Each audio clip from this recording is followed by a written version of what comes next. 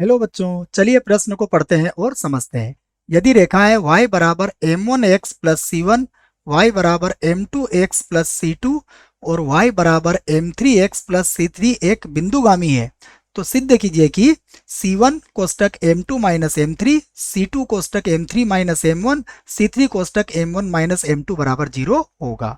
ठीक है बच्चों, तो देखिए सबसे पहले हम इस प्रश्न की मुख्य अवधारणा लिख लेते हैं। तो प्रश्न के लिए हमारी मुख्य अवधारणा देखिए क्या होगी।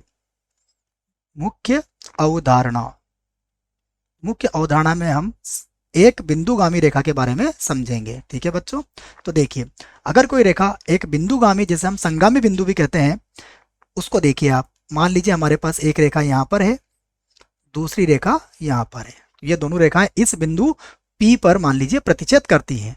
तो यदि तीसरी रेखा भी इसी बिंदु से गुजरे तो इन तीनों रेखाओं को हम क्या कहते हैं? संगामी कहते हैं। ठीक है ना, जैसे एक बिंदुगामी भी आप कह सकते हैं। ठीक है, तो ये तीनों रेखाएं कौन सी हो गई? एक बिंदुगामी। ठीक है बच्चों, ये रेखाएं कहलाती हैं एक बिंदुगामी। ठीक है, तो अब हम इसी बात को यहां से प्रारंभ करते हैं। तो सबसे पहले हम देखते हैं कि हमें क्या दिया है। हमें तीन रेखाएं दी हैं, उन्हीं को हम लिख लेते हैं। तो दिया है, देखो पहली रेखा है हमारे पास y बराबर m1x प्लस सी1, इसको हम समीकरण 1 बना देते हैं। दूसरी रेखा है हमारे पास y बराबर m2x प्लस सी2, इसे हम समीकरण 2 बना देते हैं। तीसरी रेखा है y बराबर m3x प्लस सी3, और इसे हम समीकरण 3 बना देते हैं। और अब हम क्या करेंगे? समीकरण 1 और 2 का प्रतिच्छेद बिंदु निकालेंगे और फिर समीकरण 3 से उसको संतुष्ट करवा देंगे। ठीक है, तो अब हम समीकरण 1 और 2 को हल करते हैं। तो समीकरण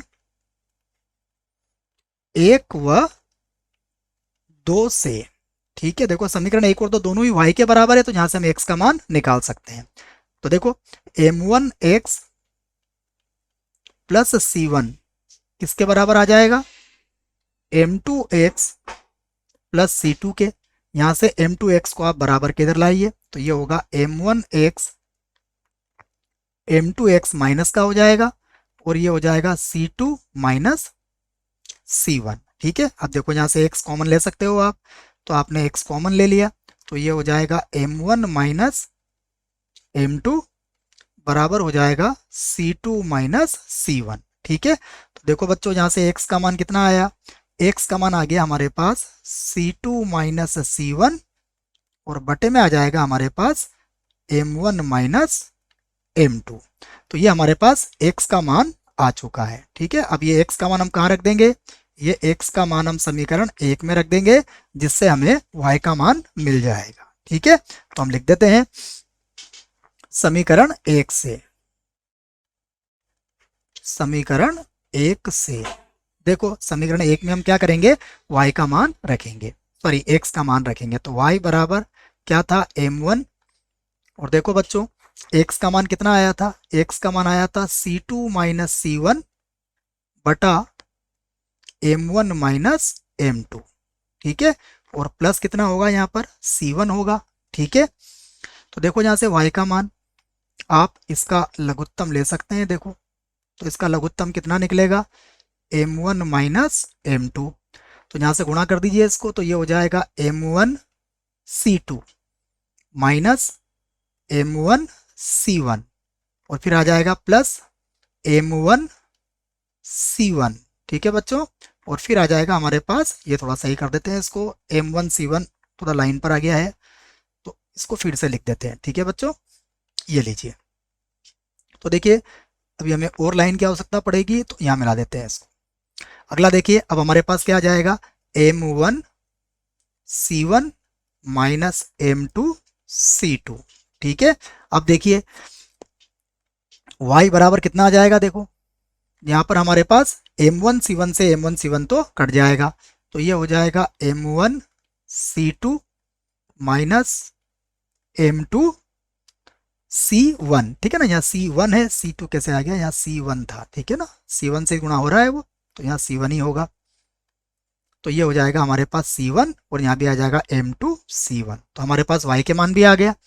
बटे में कितना है, बटे में हमारे पास M1 माइनस M2। ठीक है बच्चों, तो ये हमारे पास मान आ चुका है किसका, ये मान हमारे पास आ गया है y का।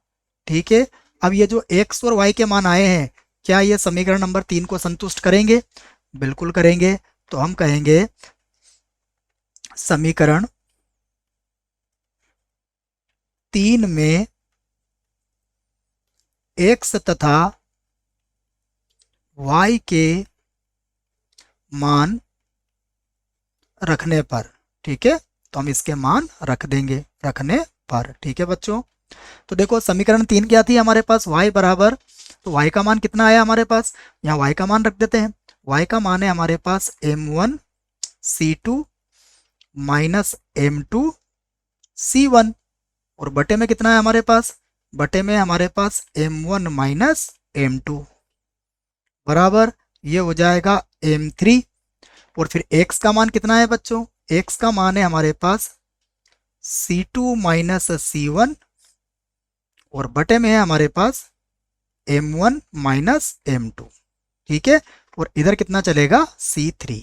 ठीक है, तो देखो ये तो फिर से वैसा का वैसा आ जाएगा, M1 C2 minus M2 C1 और बटे में है हमारे पास M1 माइनस M2 बराबर, देखो इसका भी हम लघुत्तम ले लेंगे। तो यह आ जाएगा हमारे पास, इसका जो लघुत्तम आएगा, तो लघुत्तम तो हमारे पास आ जाएगा M1 minus M2।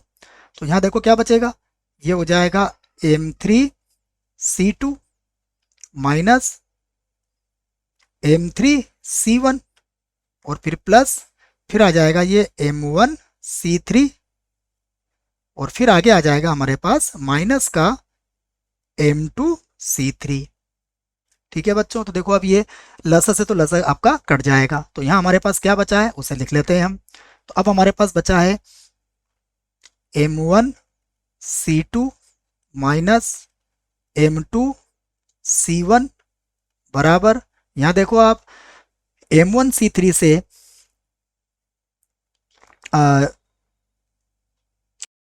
M1 C3 से नहीं कटेगा, तो इसे हम फिर से हटा देते हैं। ठीक है बच्चों, तो अब देखिए हमारे पास क्या बचेगा, इधर हमारे पास बचेगा M3 C2 minus M3 C1 फिर प्लस M1 C3 और माइनस का M2 C3। ठीक है बच्चों, अब हम क्या करेंगे, C1 वाले पदों को पहले एक साथ लिख लेंगे। ठीक है, तो देखो यहाँ पर भी C1 वाला पद है, इधर भी C1 वाला पद है, तो यहाँ से हम सबसे पहले C1 को कॉमन ले लेते हैं। ठीक है, देखो C1 कॉमन लेंगे तो यहाँ कितना आएगा, बराबर के इधर आके बराबर के इधर, या फिर इन सबको आप बराबर के इधर ले लो। ठीक है ना बच्चों, जैसा आपको ठीक लगे। जैसे आप इसे बराबर के इधर लोगे तो ये प्लस का हो जाएगा। ठीक है, तो ये हो जाएगा हमारा M2 माइनस M3। ठीक है, अब देखो यहाँ से आप C2 कॉमन ले लो तो प्लस हो जाएगा हमारे पास C2। तो C2 में क्या बचेगा हमारे पास, C2 में बचेगा पर हमारे पास M3 माइनस M1 और उसके बाद C3 कॉमन ले लो। C3 कॉमन लोगे तो हमारे पास आएगा M1 माइनस M2 और बराबर कितना हो जाएगा, 0 हो जाएगा। तो क्या हमें यही सिद्ध करना था? हाँ, हमें यही सिद्ध करना था। आशा करता हूँ आपको इस प्रश्न का उत्तर समझ में आया होगा। धन्यवाद।